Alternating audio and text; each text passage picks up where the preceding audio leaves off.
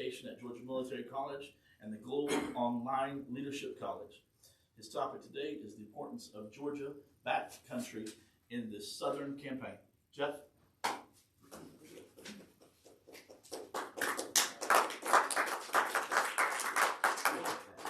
Quick second.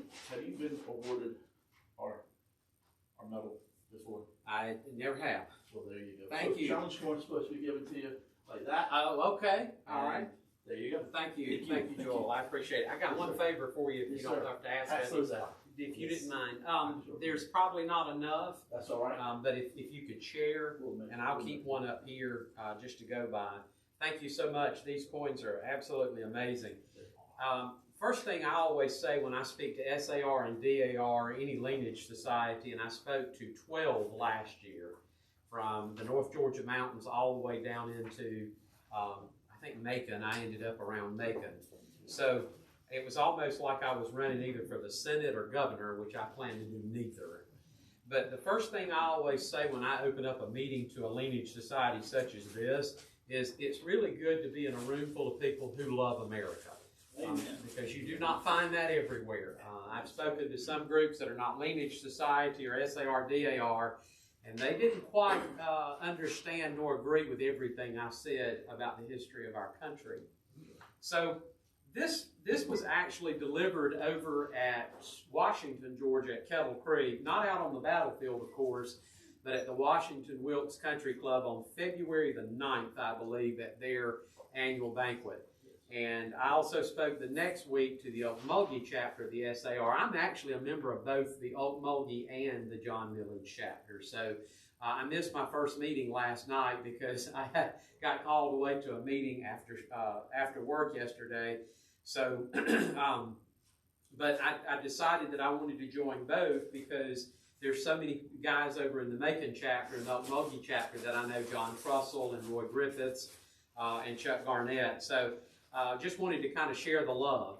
It's good to be here with you today. Terry Lee and I have kind of gone back and forth about my membership. He was helping me through the best he could back during 2023. I message him on Facebook and get a little rattled sometimes, and he do his pastor thing and walk me through it. 7 years is kind of a misnomer, and Joel is right. Actually, I started here in 2016 when we were meeting over at El Tequila, I think. Yeah. And so I think the registrar at that time was Tom Woods, and then Bill Neely was, I think, the chapter president or so forth. And it was so funny because at that time Bob Sapp was state registrar, and he said there were too many of my ancestors in Robeson County, North Carolina, to pinpoint that one. So as I was telling Joel before the meeting, Bill and I finally got it figured out where there were three that could have been my grandfather. And so he called Bob Sapp back and he said, "Are you satisfied that Dr. Wells is descended from William Riles?" And he said, "Yes, he's proven it beyond a shadow of a doubt." He said, "Okay, we'll go from there." And he hung up the phone. It was like two 500-pound gorillas going at it, and I was sitting there getting caught between, the two of them. So we went back and he said, "Jeff, this is what you need to do." And I proved that the one William Riles was way too old to be my ancestor and never fought, and the other two both fought. So Bill says, "We got him." And I just never went forward with it because I joined a few others and got real busy. So I went in on another ancestor to sort of share the love and the support, basically, for SAR. So I'm very proud to be a member, and thank you for inviting me to speak today. I'm working actually on a book for the History Press called basically about the Georgia Backcountry during the Revolutionary War, and it includes the battles of Kettle Creek, Fort Carr, as it's oftentimes called. They call another one Fish Dam Ford, that was at the dam there on the Savannah River. Also the Battle of Briar Creek and a couple of other skirmishes around the Georgia backcountry. I'll incorporate Augusta and Savannah only as they necessitate the importance of the Georgia backcountry. And I'm going to focus on the Southern Campaign in the book, and so there's going to be a lot about the Hornet's Nest, of course, which is what they oftentimes call Kettle Creek, the Battle of the Hornet's Nest or the Battle of the Canebraids. But it's better known as Kettle Creek. Well, this presentation was actually about the importance of the Southern Campaign. So I'll go through this fairly quickly. I won't go into all the detail I did that night because we don't have as much time. But the Southern Campaign was the strategy of the British. They've been getting it handed to them up north. They had just lost the turning point of the Revolutionary War, which was the Battle of Saratoga. And that, of course, brought the Franco-American Alliance, which is the alliance then with the French. It took them a while to show up and block off the Chesapeake Bay so that Cornwallis could not escape. George Washington was able to box him in by land. The French fleet boxed him in by sea. That was much before the events of the backcountry in Georgia and South Carolina. I think you're all familiar with Cowpens in 96 and some of those areas, and then on up into Guilford's Courthouse and Kings Mountain, which incorporates North Carolina. But eventually the British got to looking at things with a couple of their lead horses, if you will, and decided that it might be best to go down south and try to recruit this army of loyalists that they had talked about or had been told about for so many years.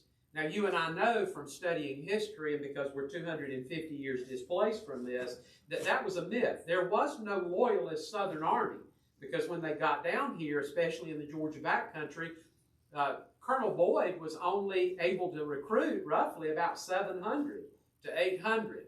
And he lost 100 men before the Battle of Kettle Creek and then lost quite a few at Kettle Creek. They were captured. Boyd loses his life at Kettle Creek. So it proves to the British, you might have misthought this whole thing. So what is this Southern strategy? It was that they were going to go in, take control of the colonies in the Deep South, particularly Georgia, the Carolinas, and Virginia, raise this big loyalist army, and then have that to kind of use against the northern and middle Atlantic colonies that caused them so many problems. Now, here's the problem with that.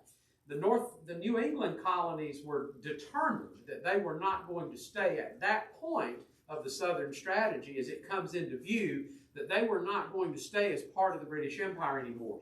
The idea of independence had started to take hold quite deeply in even the small villages of Massachusetts, New Hampshire, Connecticut, Rhode Island, down into parts of New York and Pennsylvania, that we need to just not be a part of the British Empire anymore.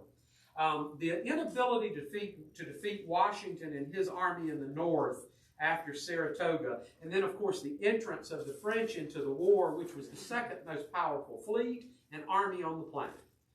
The British still held preeminence as far as their navy. They had one of the most ungodly powerful navies at that time.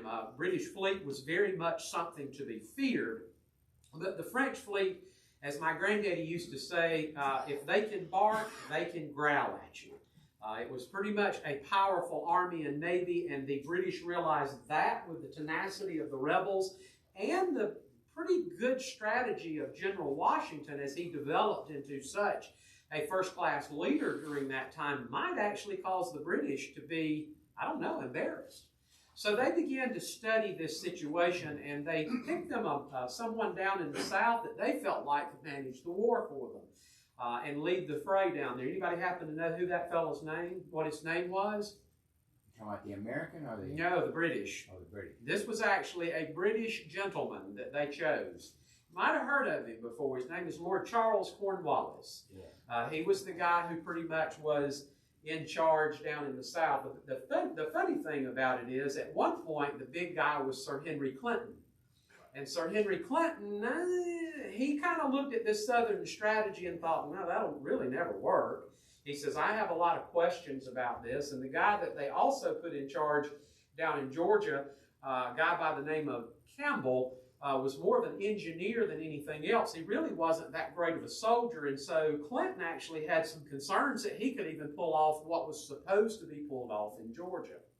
Now, the British, that doesn't mean they came down here and lost a lot of battles. As a matter of fact, they looked pretty good up front. They almost looked like the Crimson Tide taking the field against Vanderbilt.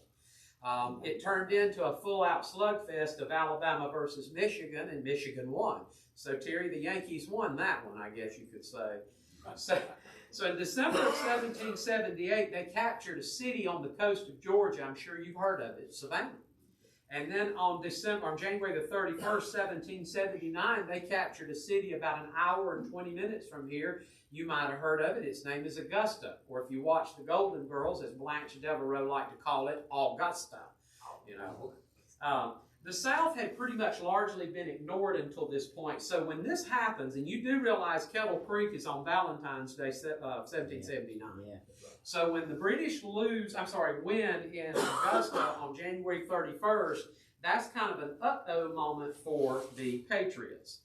The British also felt like that they would have good success in the South, and this, what they didn't realize, was a mythical loyalist army. The reason they felt like there were so many loyalists down here who would just come running out of the woods and across the rivers at the first appearance of those majestic red jackets, the redcoats, which interestingly enough, most of what fought down here were not British regulars. You did find that in Savannah and Augusta in some places, but Colonel Boyd in the Kettle Creek Battlefield Association gave me that pencil drawing of the surrender of Boyd.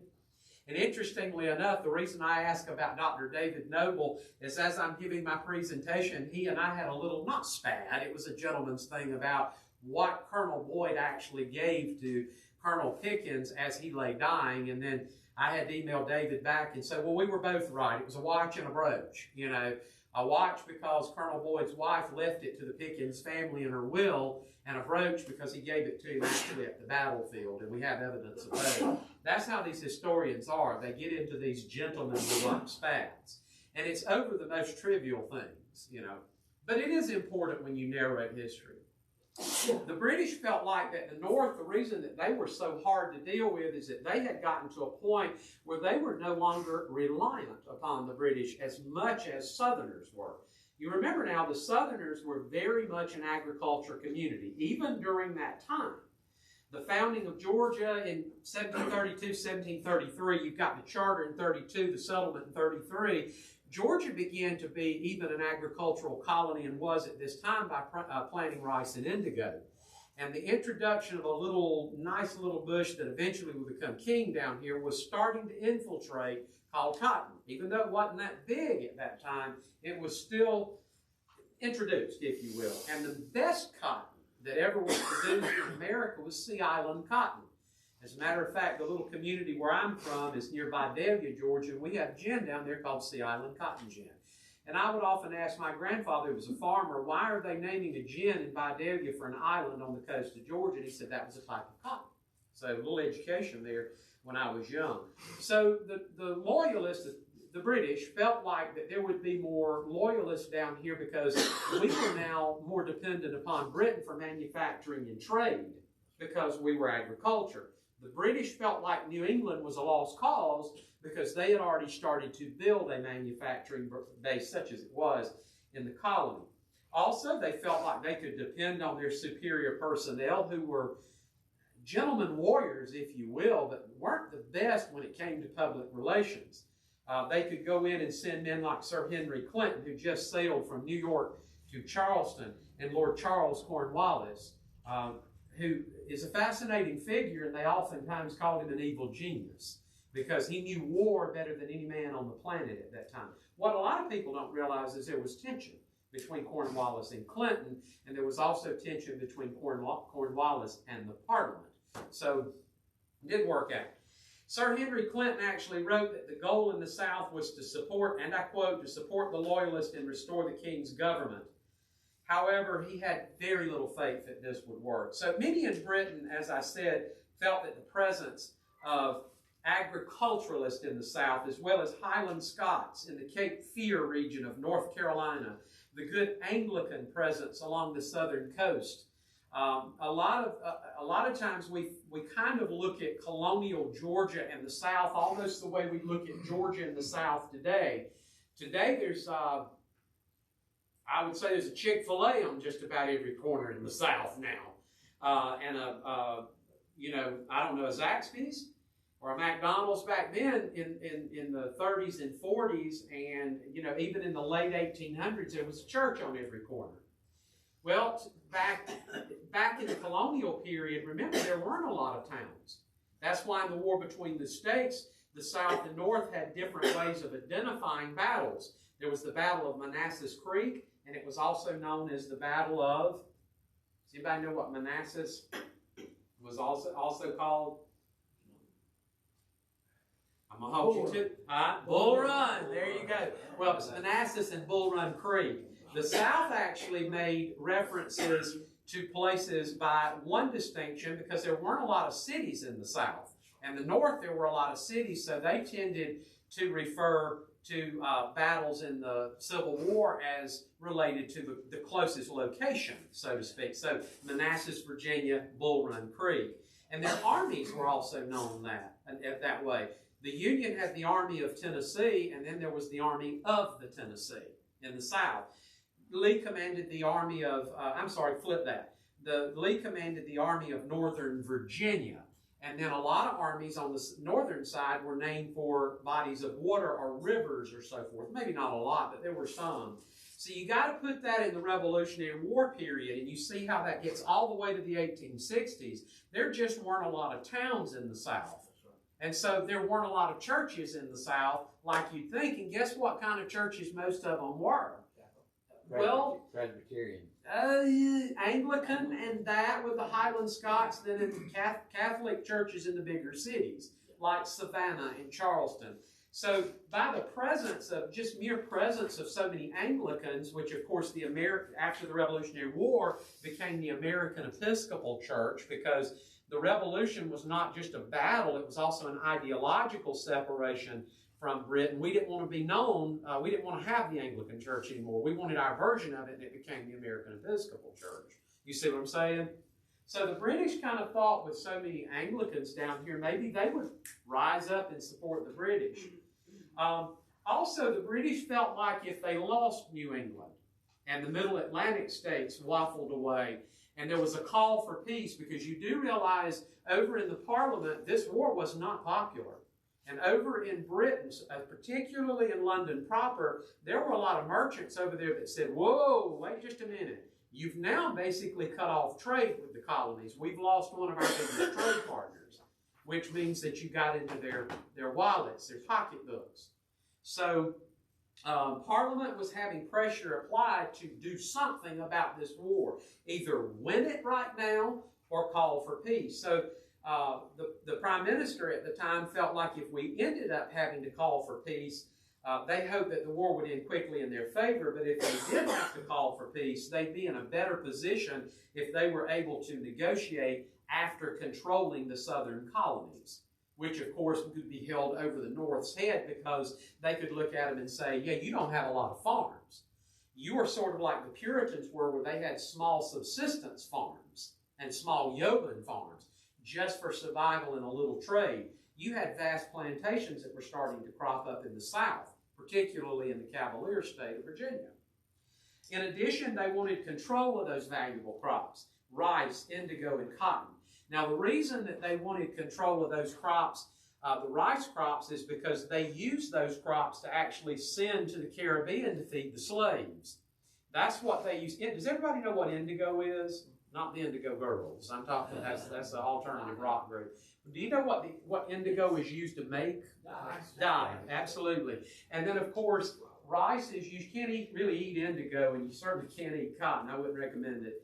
But rice was used to feed the slaves down in Barbados and the other colonies in the Caribbean, because at that point, the slaves were used to produce what?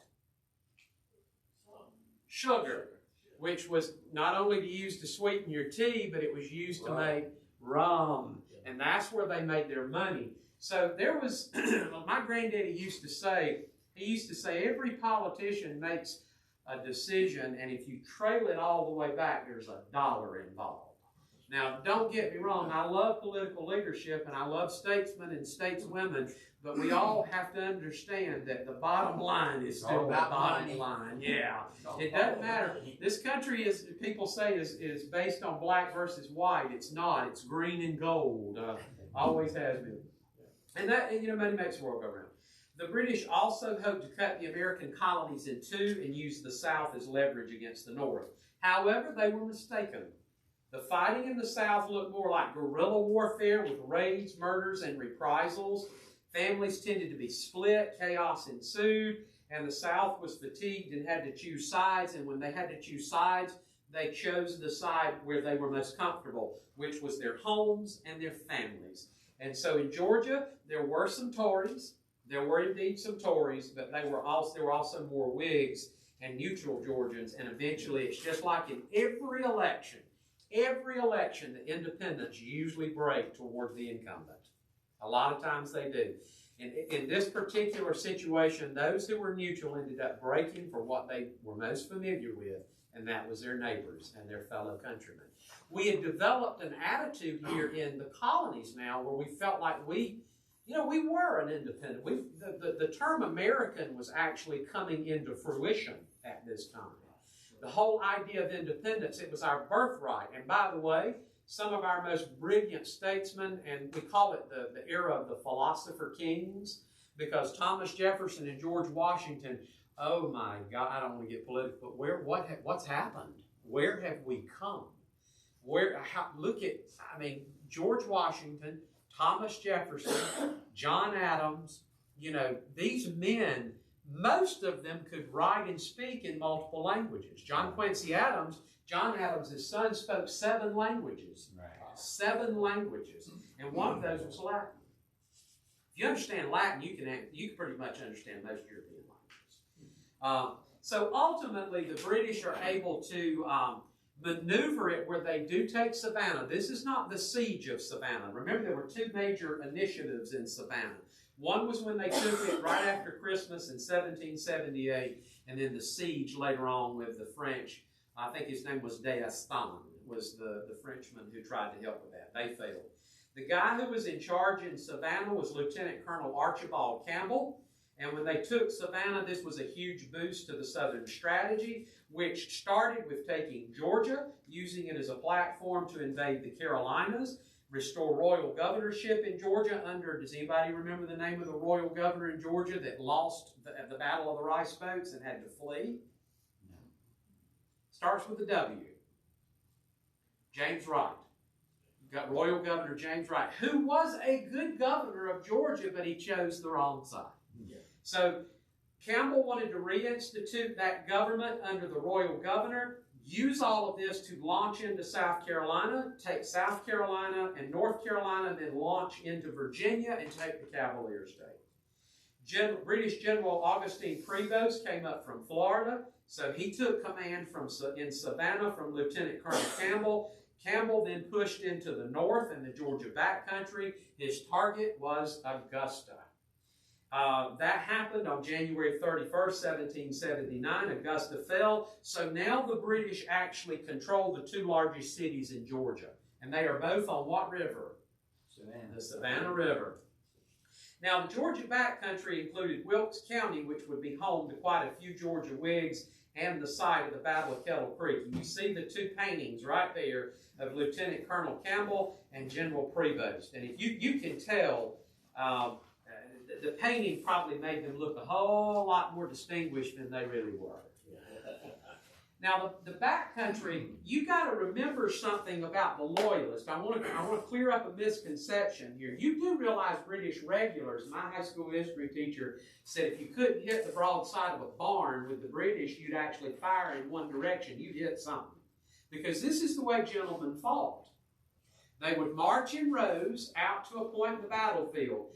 Their platoon commanders would give, or brigade general would actually give a command to fire. The front row would fire and kneel. Then the row behind you, if you didn't kneel quickly, you got it, because your regulars behind you, when you kneeled, they fired, and then they kneeled. So it was kind of like a wave at a Braves game. And then when the back row had finished, everybody, then they all stand and they do it all over again. But hopefully they've moved closer. The Loyalists did not fight that way. So Colonel Boyd, when he recruited his 700 to 800 men, guess who had trained them to fight? The Native Americans. Guerrilla-style warfare. Do you remember the Patriot? The way that Benjamin Martin, who was supposed to be Francis Marion, it was a very poor rendition of it, but it was a good movie. It was fun, but there's some problems with that movie. That's the way they were trained to fight, and the British Loyalists fought that way. And guess what? It actually was better, because if they fought like those British gentlemen had fought in those ranks like that, the Patriots would have mowed them down. So they had to actually learn the British commanders had to learn what they were dealing with. Now, Boyd, and we don't even really know his first name, some have called him James or John, but it is Colonel Boyd from South Carolina, the Newberry region. He is in charge of those loyalists that are there at Kettle Creek. Now, the bitterness between the Tories or the Patriots and the Loyalists and the Whigs and Tories, the Loyalists and Patriots, was bad. As a matter of fact, in Augusta, there was a guy named Thomas Brown, and they called him Thomas Burnfoot Brown, because they dragged him through the streets of Augusta, tarred and feathered him, and that is horrid. And they actually took matches and stuck them up to the poor guy's feet. And yeah, and that's why he became known as Thomas Burnfoot Brown. And he actually goes to Florida and recoups and gets together a group of Rangers that he calls Brown's Rangers or the King's Rangers. We treated the man pretty badly, but I guess he deserved it. I don't know. On the other side, of course, was Colonel Archibald Campbell, who firmly entrenched himself in Augusta and sent out his soldiers on a reign of terror through the countryside, and one of those places was Wilkes County. Now, they did their damage too. They were not saints or angels, as grandmother used to say. They burned homes, they destroyed crops, killed livestock, and murdered people. His reign of terror, Lieutenant Campbell, was designed to subdue the people of the backcountry and neutralize their support for the rebels, because he knew what kind of bad mamma jammas they were. Our ancestors that fought in those skirmishes were awesome soldiers. They really were. You didn't want to get into a street fight with those people, because as soon as they had rifles, their muskets and rifles, the riflemen were deadly accurate. And the thing about it is that, you don't really have a lot of bayonets on the end of rifles. You do on muskets, and that's how the British soldiers would do this. Well, our ancestors would take those rifles, throw them up in the air, catch them by the barrel, and start whipping them with the end of with the wooden handle. Our folks were bad, I'm telling you. They were good fighters. So Campbell realized what he was up against. So he went out and he actually told Boyd, everybody you recruit, if they sign a loyalty pledge, if they were rebels, we'll forgive them, but they have to fight for us. And Boyd recruited roughly about 700, 800 men. They got rank, Boyd and another guy, I think Spurnlin, they were told they would get elevated rank for every 50 men they recruited. And that's, if you measure that measures out, because it takes you all the way from, I think, sergeant up to colonel, not lieutenant colonel, but colonel, and that's what Boyd was. So he did a pretty good job. The problem was they didn't recruit the thousands upon thousands. They thought they could recruit anywhere from 7,000 to 8,000 soldiers. They got 10% of that. So Kettle Creek actually is the clash of the Loyalists and the Patriots down. Have any of you ever been there? Yeah. On the Kettle Creek? Now, there is some new scholarship that has emerged that with LIDAR and cadaver sniffing dogs and things like that, and Dr. David Noble and his folks have pushed a lot of that, and so I'm going back to speak to the Washington Wilkes Historical Foundation, and we'll deal with some of that information. He's not wrong in everything that he's proposing. But the scholarship was that they never crossed the creek. We found bullets and evidence that they did, plus in the original documents from Colonel Dooley and also Twiggs. And also General Elbert, we see that they did cross the creek. So that's in contention. So what is the historical significance of Kettle Creek as we wrap up here? It releases, they won, by the way. Boyd is camping there at Kettle Creek. A group of his men are off slaughtering a cow, roasting corn. You got horses grazing, because they've been marching for several days. And so they're right there close to War Hill and another hill. And General Clark, Dooley, and then Twiggs, they surprised them. We'd have never won that battle if it weren't for the element of surprise, because they only had about 250 men on our side. Right. And they had about 700 on theirs. Right. Well, Elijah Clark, who y'all have heard the Trans-Oconee Republic, right? bless his soul, he comes right over here over near Fort Wilkinson and tries to separate from the United States because he's mad at Congress. So traitor or patriot, you know, you got to decide. So, yeah. So he takes and he marches straight up the middle, and Twiggs and Dooley are on his sides. They overrun the place. There is some speculation that all of the militiamen, all of the Georgians or the patriots who died by saber, because when they dug them up, they found no bullets. But that doesn't mean that. That's one of the things Dr. Noble and I kind of had some disagreements about, but it was a gentleman's disagreement. Boyd lays dying. He's shot in the thighs, or in the abdomen twice, and once in one of those thighs, and he lays dying on the battlefield. And as Pickens comes over after the battle, because Pickens' wife is kin to Boyd. Okay? So he comes over, and I would have loved to have seen this. Wouldn't you just like to have been there just to see it and see him walk over? And Boyd kind of comes up off the ground and shakes himself, and he looks up and he says, how did this come out? Now that would almost be like Nick Saban, Kirby Smart passing out, waking up and say, well, how did the Dogs win? And Coach Saban says, no, we beat you. So Boyd had to learn from his enemy that he had lost the battle. And so Pickens asked him, is there anything we can do for you, sir? And then Boyd makes a response that I'm not going to use in Terry's church, but I don't need the prayers of no Yankee or rebel. And Boyd just says, can you take some of these provision or these personal belongings back to my wife and let her know, what happened here today? Pickens honors that. Guys, that right there is decency, civility, and respect. It's just like Peter O'Toole said in the movie to Brad Pitt, who played Achilles in the movie Troy, tonight you are my enemy. And King Prius, who was played by Peter O'Toole, said, in the morning you will be mine. He says, but even enemies can show respect. These were gentlemen. And our military today is full of ladies and gentlemen, don't get me wrong. But when you think about Pickens going over and honoring that, taking those, and it got to Mrs. Boyd in South Carolina, that's amazing. Well, when she died, she left a watch, one of the things that he gave, a watch to the Pickens family. That just does something to me. You think about that. So Boyd was killed, and he was their best recruiter, such as it was. It released the Tories' tight grip on the Georgia backcountry, and it pumped us up. It did. It pumped us up. We can do this. We can do this. And then, of course, after that, we dropped the Battle of Briar Creek, and we've got a lot of planning and making up here to do for lost ground.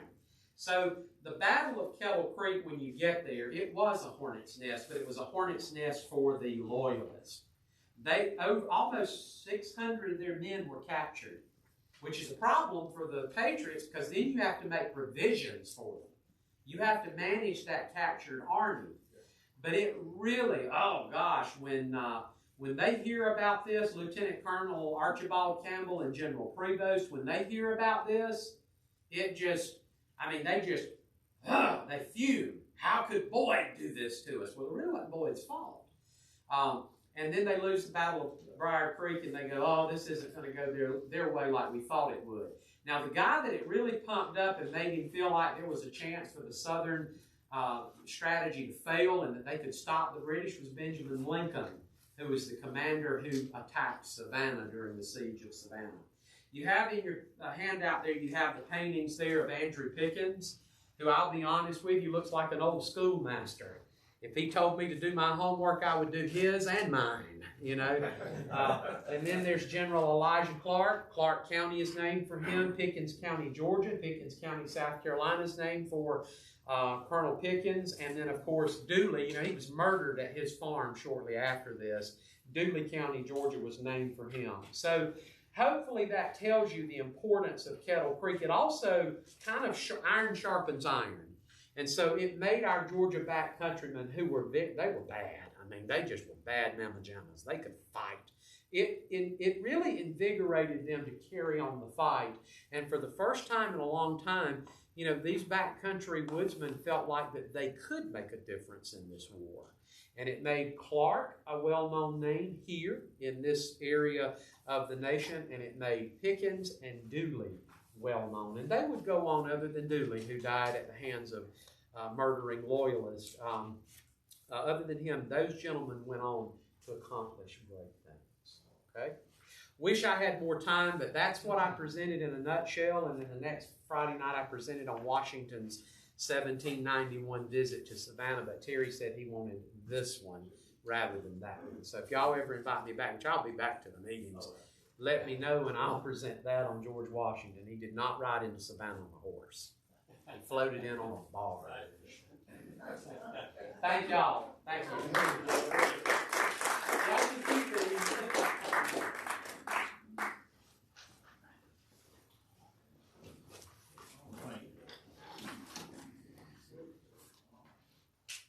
I have a question. Yes, sir. And this has riled me, but we live on South Clark Street. Why do they leave the E off of Clark? I can answer that. Thank you. Elijah Clark he spelled it Clarke. Later on, some of his descendants and some of his family dropped the E. It had a little something to do with the Trans-Oconee Republic and a squabble that happened inside the Clark family. His son, who I cannot remember his name, I think it might have been Elijah, I don't know. Clark's son was the one who started dropping the E. So technically, that's the same last name. They did. Yes. It's almost like some of those some of those Revolutionary War heroes whose last name was Williams, but their descendants became known as William, like John Williams, Jonathan William. They dropped the S for some reason. So yeah. Thank you. But it's the same person. I won't be mad at the post office. No, they can be blamed for a lot, but not that. Is that mansion out there, Yeah. they're related to Clark? Yes. So it's John Clark. John Clark. It's his son. And the mansion that a very good friend of mine owns the mansion now, the John Clark Mansion, and estate, I think 60-something acres. I have talked to them about coming out and just looking at it, just letting us have a little tour. So sometime probably in the summer, they're going to have it set up so that we can come out and do that. So we might not have a meeting. We might just get together either the summer or the September and then go out there and see the house. It's very nice. It's beautiful. It's an amazing house. I have done some research to find the different forts that were here in Milledgeville. And there was a fort called Fort Massachusetts here in Milledgeville that, what was the historian at Georgia College name? Bob Wilson. Bob Wilson found historical documents in like the layout, drawings and stuff of Fort Massachusetts. And then from there, so we think that Fort Massachusetts was at Old Town. So when, what's his name that I do the impression of from the Spanish? Cortez? Not Cortez. Hernando de Soto. When Hernando de Soto came through Milledgeville, he went to a place called Old Town. And all the old maps shows Old Town. It was a place that the Indians had visited. So in the 18th century, we see it. In the 16th century, when he's there, they call it Old Town. Okay, well, that's what the translation was. And it was on the river, and we believe that's where Fort Massachusetts was made years later. During that 200 years from Cortez or from Hernando de Soto to where that is built, somewhere in the 17th century, 17th, 18th century, 1750s, 60s, somewhere around there. That is the same place that the Indians had done 200 years before. Isn't that the place where there's a marker, and they were concerned about that marker because they were building those apartments for the college down on the Greenway somewhere? So that's on this side of the river instead of, it's on the west side of the river. It's on the opposite side. But there's a lot of, they have found some Indian artifacts up and down the river on the same bends, within the same distance. So the Indians left it, we believe, because there was a plague that had come. Well, Hernando de Soto, in my talks, will talk about like 90% of their population dwindled after de Soto came through. They probably got smallpox, thought it was something to do with the sand and the epidemics with the mosquitoes, and they left and they moved up closer to along the river where we think now Fort Phidias is at, or Fidus. Okay? Fort Phidias, Elijah Clark says in one of his statements that they are so close to our forts, we could shoot them from here. I believe it is in the old spot of Fort Wilkerson.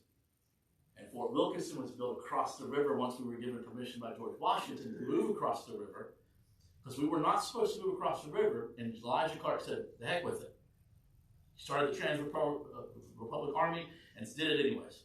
And in defiance, within about 4 months, he had the dragoons from Augusta sent down here to stop him, and they stayed at Fort Phidias, or Phidias. I say that because it's some people say Phidias, some say Phidias. But that's over there close to Whiskey Tumble, the historical. This historical marker is there. If you go down to where the old church is, it's down that road. Oh, okay. It's supposed. There was the reason. So back in the 24, 25, they talked to old people that knew of the area, and they showed them where the original spring was, and why it was moved from Old Town up to here, and why they thought that it may have moved over the river. Now, I can't find historical documents, but when Fort Advance says it's downtown where the Catholic Church is. Now, if you know where Fort Wilkerson is, can you shoot them from there? No. So they had to be across the river. And he built 6 forts across the river, okay? And I think the Fort Advance and the Fort Defense was down there, closer to the river. And the reason was that they could tell it was the federal fort was doing. That's a lot of, that's for another story for another time, but it's very interesting. Which spring are you talking about? The spring was on all the people that own the land now I have talked to, and so I can actually go. You know the lady that came and spoke to us? Sarah Brantley. They live on the property. They live on either they're right beside it or right on it. Which spring would it be, though? It was across the river. I don't think. You're talking about yes, it was not part of the Milledgeville Springs. Well, there is a spring. The reason I'm asking is there's another spring that Dutch said that if you go down and work at the Greenway and help clean it up, he'll show you where it's at. It's supposed to be down there on the Greenway. Oh. And that would make sense. It's got bricks that go around it, but the water, is real. Yeah. You can't really mess with it, but it's still there. Very cool. He posted a picture of that. I have to go and look at it because I would be interested in it. I want you and me one afternoon. I want us to make field trips out there. Yeah. So back in the early '80s, I'd have to look at his name. I can't remember his name right now. He went up and down the river looking for the forts, and he stumbled upon on the wash. So he was in the canoes, and he would stop at these banks, and he just melted them. And he found these little metal pieces with wax, and they were the shipping stuff that was coming from up the river, from Savannah up the river. Okay, and they would bring it there, and they would cut the thing off, and then pour out their wheat or their rice, or it was the metal tags that said what it was from. And he found hundreds of them.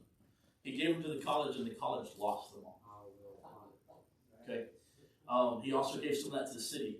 Well, the most impressive thing that he found along the river was a George Washington inaugural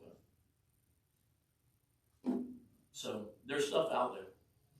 So, and he's a very nice fellow. I've met with him a few times and had coffee and just talked about the things he's found, and it's amazing. Those people have said that I could come out and look at their property and stuff, so I would love to do that.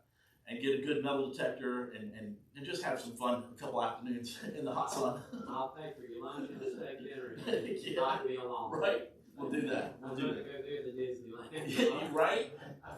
When he told me he found an inaugural pen, those are, so first of all, it's like worth thousands of dollars. But just somebody that had either someone went to their inauguration, okay, and got a pen, and got an extra. You know how we are. Oh, my wife's not here, but she would love to have this, so we'll grab something extra for her, okay? Or your brother, or your a friend. someone either was there and got an extra one, or he carried that with him after being at the inauguration, or was given it by somebody and he lost it, or she lost it. So where's it at now? He has it in a safety deposit box. So he's 86 years old. His mother-in-law has just passed away, and he does not have any kids. And I have asked him to donate to the chapter here, all the stuff that he does have remaining, and that we would take care of it, and we will pass it around and show it in our box. So I'm asking him to give it to the chapter. He's already given stuff to the Historical Society and Georgia College, and it's all been lost. Maybe we could keep it safe. So that's what I've asked. We'll see if he does it. All right, we're going to have a prayer. If you would like to stay and chat afterwards, please do. Pastor.